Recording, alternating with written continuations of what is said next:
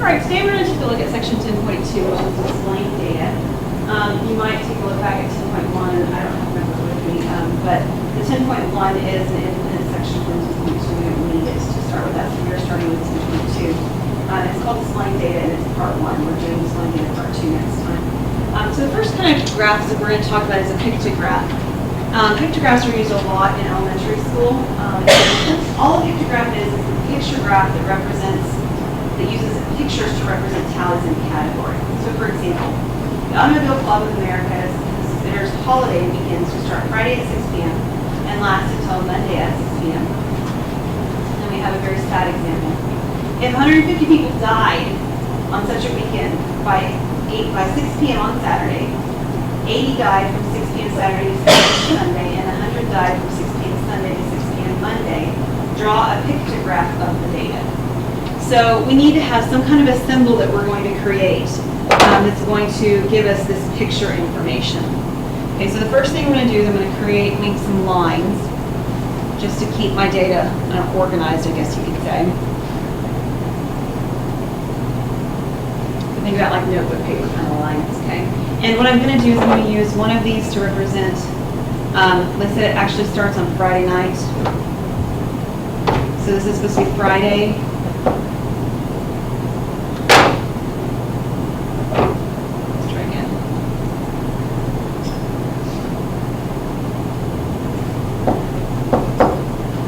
Friday 6 p.m.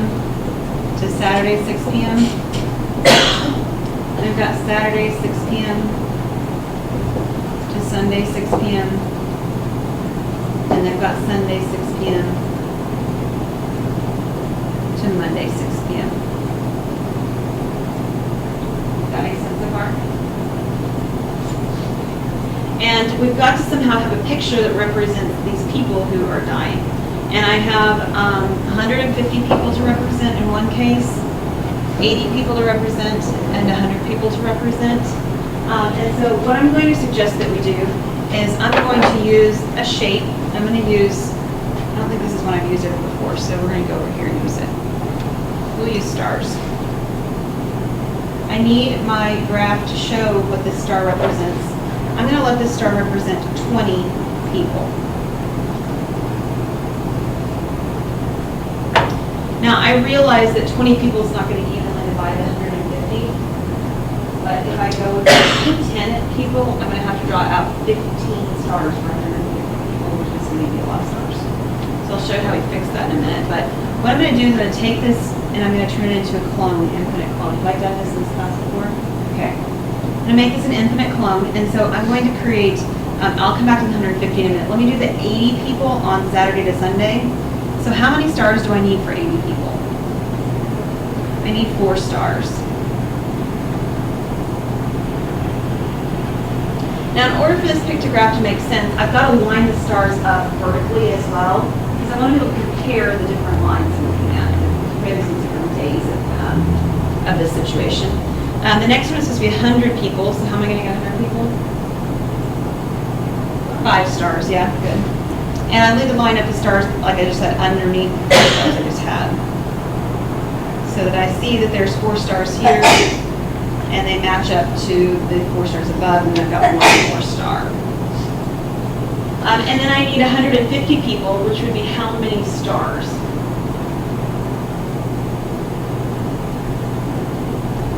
7.5, right? Yeah. So I need 7 of them.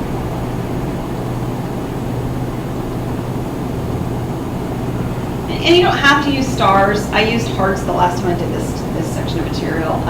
But you just need to use something that's easily divisible in half. The problem you run into is, let's say for instance, if you use little squares. If you use little squares, your squares are probably not perfect when you draw them. I know mine aren't. And your squares often start to look like rectangles anyway. If I wanted a square to represent 20 people like I did on this, then I'd need 7 squares and another half of a square. It's very difficult to see that half of the square really looks like half of the square. Are you tracking with me? Okay. I have 5 here so far. I need 6. Here's 7. And then I need half of 1. And so I'm going to have to free draw that one by hand, which I do not draw well. So you're going to have to cut me some slack on that. I'm sorry. but here's my half of a star. Yours is going to look way better. Okay. So most of the people, of course, we can see from a picture point of view, there's more accidents causing death on Friday to Saturday. So this is a pictograph.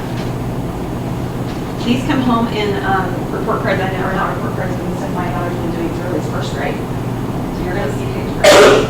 Yeah. In fact, I'll tell you, my son in pre-K is drawing pictographs as well.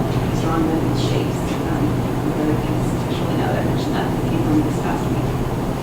All right, the next one is called a dot plot or a line plot. This is just a simple, quick way to display data with fewer than 50 values. Okay, so it says the mass in kilograms of each child in Mrs. Good's class is as follows. We've got all this data. So this is their weight in essence in kilograms. And we're going to make a dot plot for the data. Okay, so what a dot plot does is it is like a line graph, okay, or a dot plot or a line graph. So you draw one across from here. You actually want to figure out, so somebody tell me, what's the smallest value in this data display? 39 looks like. And what's the largest?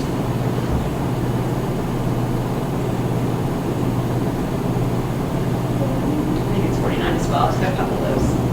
So I need a chart down here that's going to go from 39 to 49. Okay, I got to have the smallest one included and the largest one included. And we'll have them equally spaced, at least as much as we can. So 39, 40, 41, 42, 43, 44, 45, 46,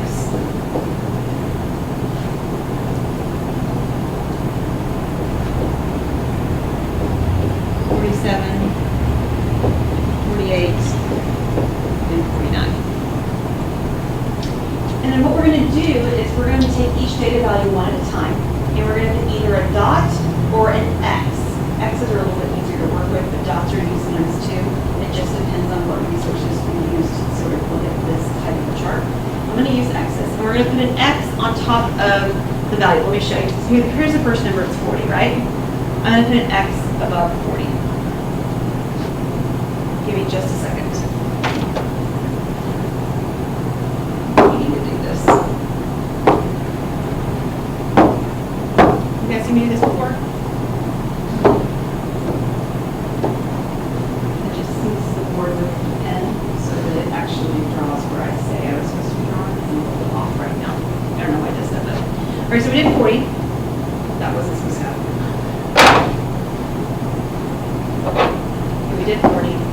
We're going to do 42. I'm just going to go up and down. 42 is the next one. When I'm marking these, I need to make sure, number one, that the X's that I'm using or the dots I'm using or whatever are about the same size. I don't get one X really big and another X really small. Also, I'm going to be stacking the X's on top of each other. So again, the size thing matters. So if I have 5 X's here, it needs to look taller than the 3 X's over here. And hopefully you heard me say that and think, well, yeah, but I had lots of problems with this before when I taught this, that people are not paying real close attention to how big they're drawing things, okay? So pay attention to it, because the whole point is, when I look at the display when I'm done, I want to have a sense of the size, where I have the most children's weights lying and things like that. All right, so I did 42. 49's next, so we're going to do 49. 41, 43, and 42. Now you notice I've got 2 X's and 42, right? We have 48 and 39. So 48, 39, 46, 41, 42 and 40, 49 and 45, 39 and 43. 47, 44, 49, and 42.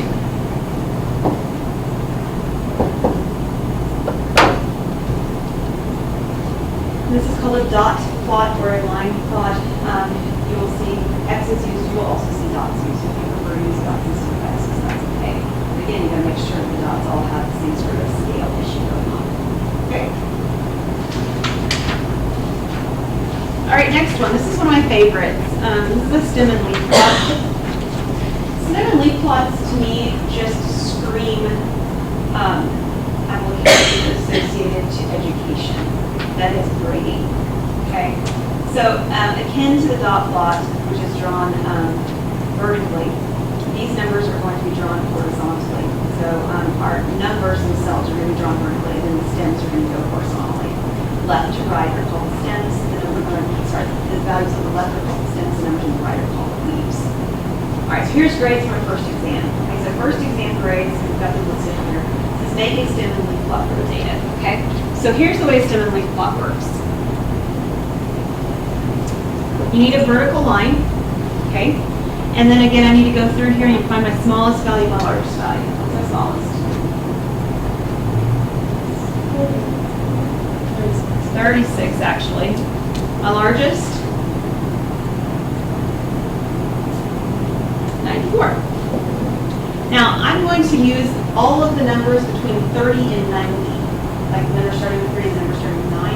And I'm going to write all of them over here on the left. So I need a 3, a 4, 5, 6, 7, 8, and 9.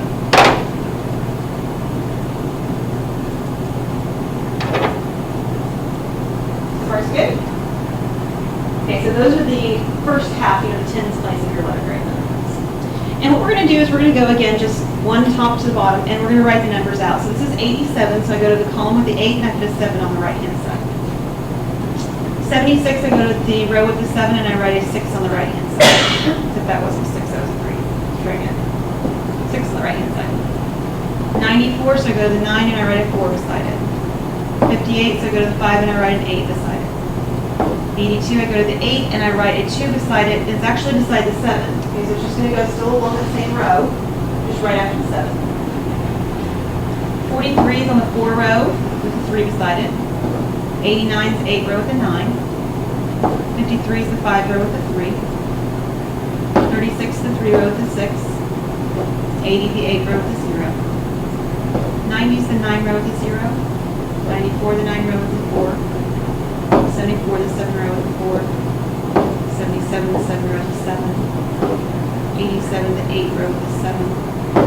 74 the 7 row with the 4. 89 the 8 row with the 9. And 90 the 9 row with the 0. Okay? Awesome. Okay, we're not done though, because when a stem and leaf plot is finished, all of these rows should go in order as well. They should be, increasing in order. So we're going to do one more stage of this. This will be the final stem and leaf plot that I'm creating now. It needs to have the same 3 to 9. Okay? And then, of course, 36, there's only one on that row, and 43, there's only one on that row, and that's fine. When I get to the 50s, I need to put the 3 first, and 8. It's just going in order. So I'm going to put 3 and then 8. Another word of caution as you're doing stem and leaf plots. Okay? The leaves, these are the stems over here on the left. These are called leaves. The leaves need to line up, all right? So again, size is important. So as I write these, this 6 and this 3 and this 3, those should all be lined up here so that I can see at a glance, oh, most of my scores are going to be in the 80s because it's the longest row. Are you with me? But if I write my row of 80s really tiny and some other row really big, that's hard to see at a glance. So the size you're writing things matters. I don't have any 60s, but I do have 70s. 4s are the smallest, so I'm going to put 4, 4, and then I've got a 6 and then a 7. What's going to come first in my 80s row? Somebody tell me. 0.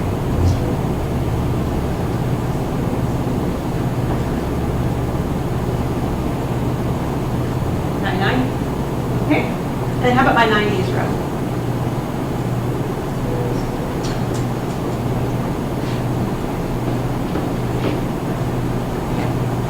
That's a similar plot. Now, we can also use similar plots to compare results. So take a look at the next one. This is called a back-to-back stem and leaf plot. These are 2 stem and leaf plots combined to show 2 sets of data by comparison, running comparison to one another. will have the leaves to the right, like we just did, so moving over here. The other one will have the leaves moving over to the left. So let's do an example. Here are the grades from a second exam. I already did a first exam, I'm going to do a second exam. Okay, pretty good so far. So the first thing I'm going to do is I'm going to create my second exam. Stem leaf plot. So this is one of those cases where you're going to use for sure both pieces that are here, right? You're writing down notes. It's going to take more than I've got the screen support. Second exam though, I'm going to do just like I did on my first exam. I need to know the smallest value. What is the smallest value of the this display?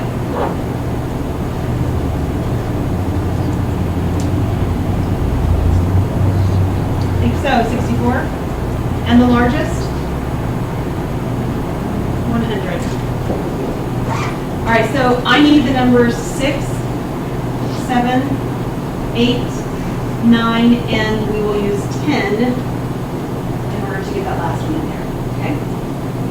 All right, we're going to go in order. 93 is the 9 row with the 3. 96 the 9 row with the 6. 98 the 9 row with the 8. 91 the 9 row with the 1. 93 the 9 row with the 3. 82 the 8 row with the 2. 92, and then 85, 64, and 81, 86, and 72, 96, and 95,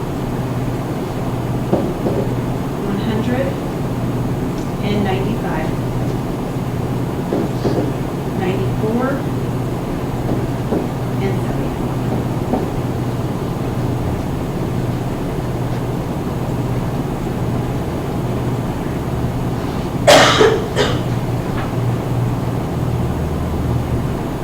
Lots of 90s, huh?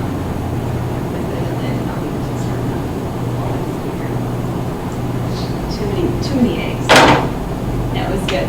This actually was results from a test that I did last semester. So we're going to do the same data display, but we need to put them in order now, okay? And I'm actually going to need more space because, well, I'll show you.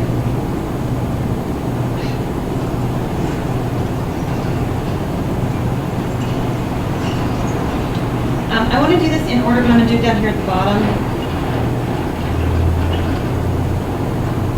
And I'm going to put the leaves in the middle. So I'm going to do this as I go. I need to have all of the, not the leaves, the stems. I need to have all the stems represented. Here my stems went from 6 to 10. Back over here my stems went from 3 to 9. So I need my limbs to go, my stems to go from 3 to 10. So in the middle here I need to have a 3, 4, 5, 6, 7, 8, 9,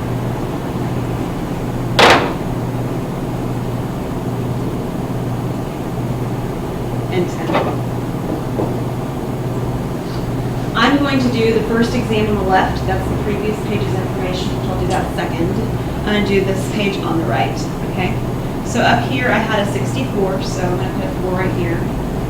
I had 72 and 74, so this is 2, 4. Those are already in order. And then I've got my 80s. What are those numbers in order going to be? 1, 2, 5, 6. And I've got the 90s, and I have to be a little careful because that's kind of a long list. Somebody tell me what I have. Go with 2 first. 1, 2, then 3, 3. Then what? 4.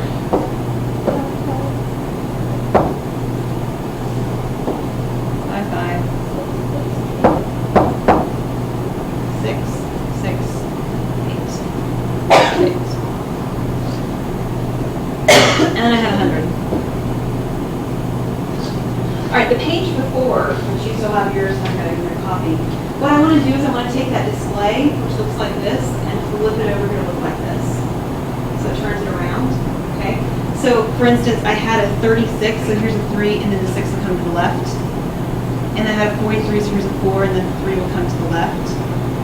I had a 53, and then a 58. So I'm moving from the inside out in terms of my numerical ordering. So 60s, but then I have some 70s. I had 4, 4, 6, 8. No, sorry, 7.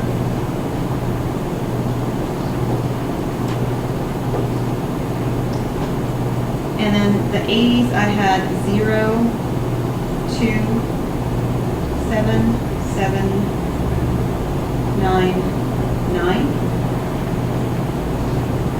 And then the 90s, I had 0, 0, 4, 4. So what you can do is you can actually see where the values are bunching up at one glance. On exam 1, they bunched up between the 70s to 90s range, right? I mean, actually, that's where the bunching up is occurring. Whereas on the second exam, they bunched up pretty much in the 90s only. There's some grades in the 80s, but almost all the bunching, if you will, is happening at the really top end of that scoring range. So this is a back-to-back stimuli plot. All right, next one is a grouped frequency table.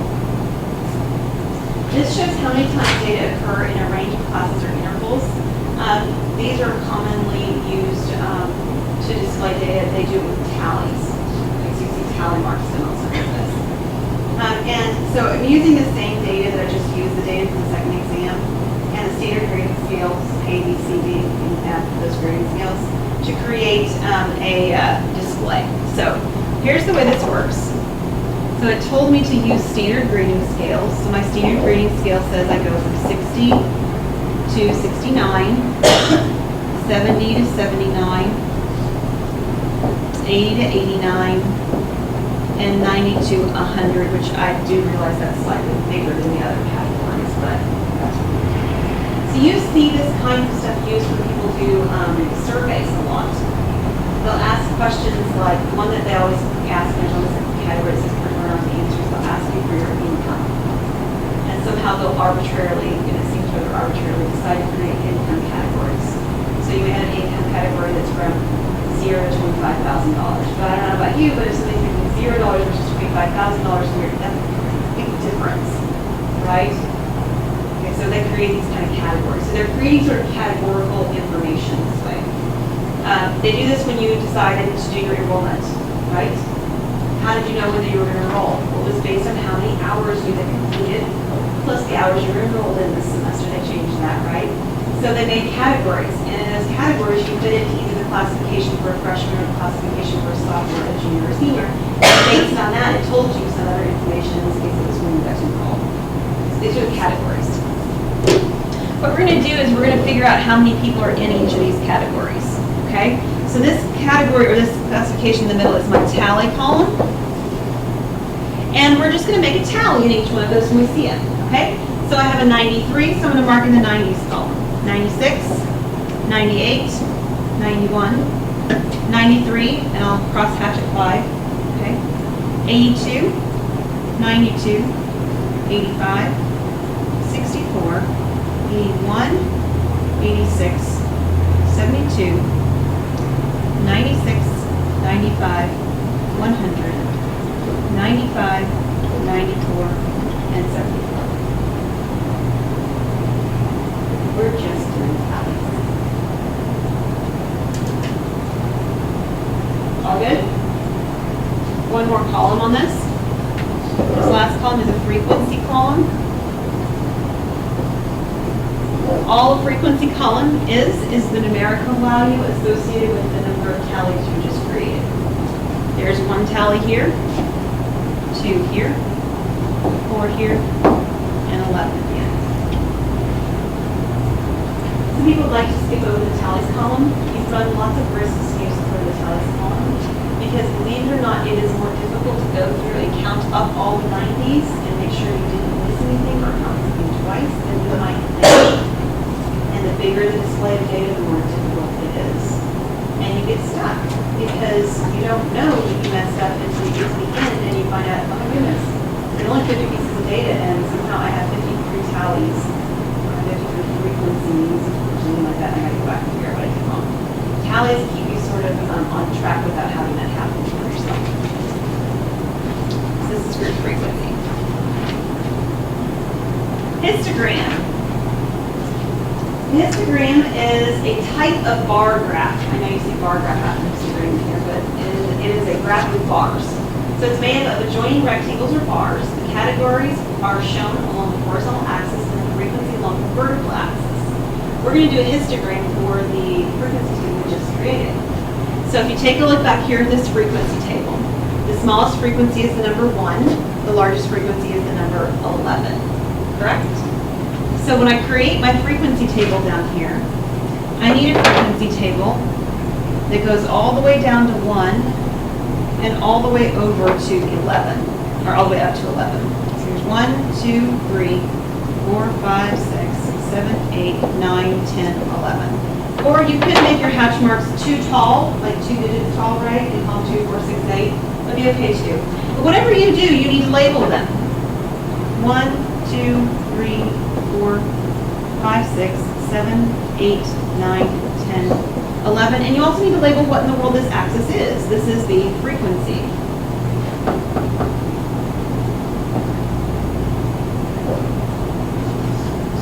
Now, on the lower part, my grades didn't actually go all the way down to 0, right?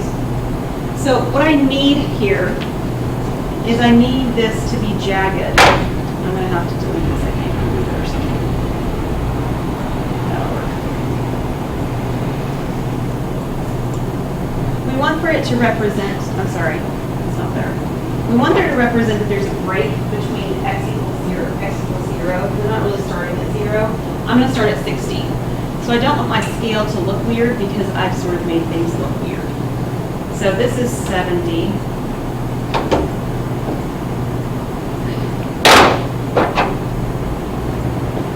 That's a 70. Again, these should be about the same distance apart. Here's 80. Here's 90. And here's 100. And we're representing a history sort of as a continuum of values. If we were being really precise and really exact, in theory, depending on how the test was structured, you could end up with an 89.4%. We round it down to an 89.50, right? Something like that going on. So that's why you're seeing these categories sort of butting up against each other instead of being sort of having a gap between them. And so the first category, the 60s, how many people were in that one? 1. So I need to draw a bar of height 1.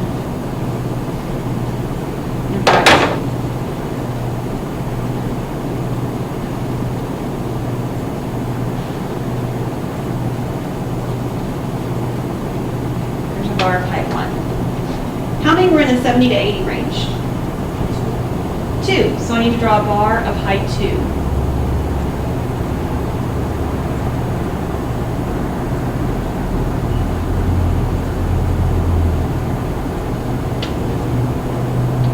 They're not quite the same distance apart, but they're pretty close. How in the 80 range? Is there 4?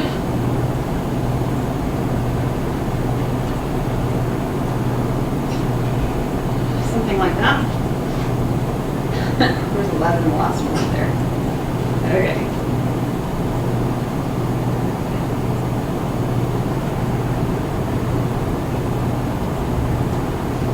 There. You can also do some really cool stuff up here. Let me just show you some things just because it's fun.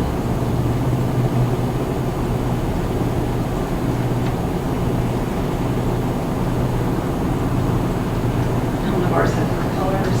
Smart one's fun. Colors involved. I need to have one more thing to go on the bottom of this graph besides playing with the values and things over here. I need to, down here, have, okay, my colors. Down here I need to label this axes.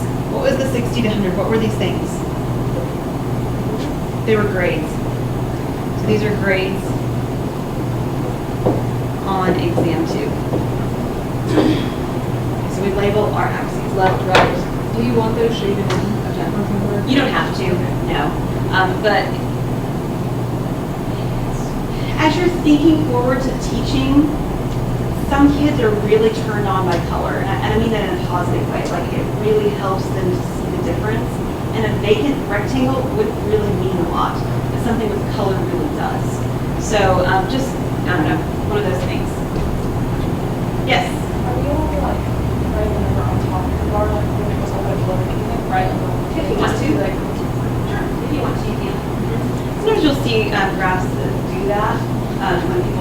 them in the PDF. Let me draw one more. We'll do a bar graph because it's the same data. A bar graph is much like a histogram, but it has spaces between the bars to depict categorical data. For instance, if I wanted to do this categories about grades, I could actually call that 80 to 90 range a B, right? And I could actually call that 60 to 70 range a D. I could give it a name as a category instead of being sort of open-ended, this sort of an interval that we were looking at. And we end up with the same kind of graph, but it's drawn just a little bit differently. So we have our axes. It's going to go up from 1 to 11, just like it did before. In fact, I'll do this time. I'll make my hash marks worth 2, 2, 4, 6, 8, 10, and I'm going to go up to here, 12. 12. And then I'm going to do my categories. Now, you can do categories because we're talking about grades. You can either go from D to A or A to D, but you can't do this in order from tallest to smallest. Okay? So for instance, if I look at my categories and I find out that I have the most B's, I don't put them out of order. I don't do, oh, here's my column for B's, and here's my column for C's, and I'm going to do a column for A's, and then a column. That doesn't make sense to our brains when we're doing, we're comparing them. So either go from D to A or from A to D in order, regardless of how tall the columns in fact are.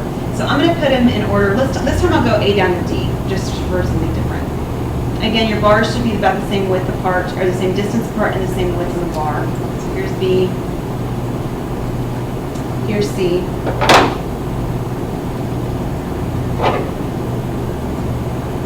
and here's D. And then I can use my same rectangles. A's was 12 or 11 in this one, right? So there's my 11 A's. B's was 4.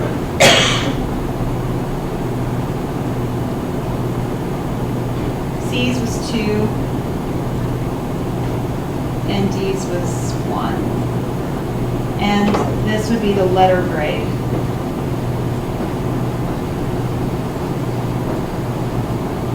Of exam, or letter grades of exam 2. This is still frequency over here. You can still color, or you could actually do this. Sometimes helps too if you don't have colors on what you're dealing with. So if you're working on a board, like a regular chalkboard, you can just differentiate them like this. And sometimes you'll see textbooks or copies made will do that to stuff too. And then notice I don't have any squiggly right here to separate them because these are categories. They aren't intervals. So I don't move that in front of my graph. Any questions on that?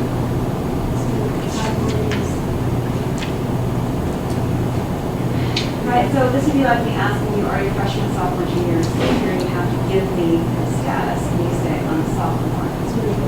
There's no wiggle room. Right, you can't say, well, I'm almost a senior, or like I'm almost a junior.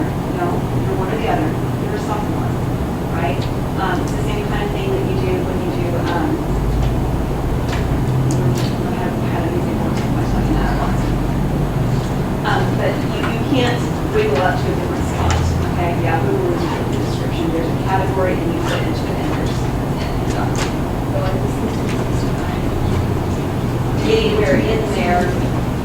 Well, no, you don't get bars like that. It's still a bar.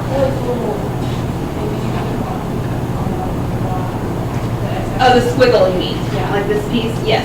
This squiggle is showing us that there's some differentiation. I didn't actually start my graph at 0. That's what that's telling me. Well, I don't have that on category related because category related doesn't have, typically doesn't have numerical values. So that's not necessary. Okay. We will, hang on.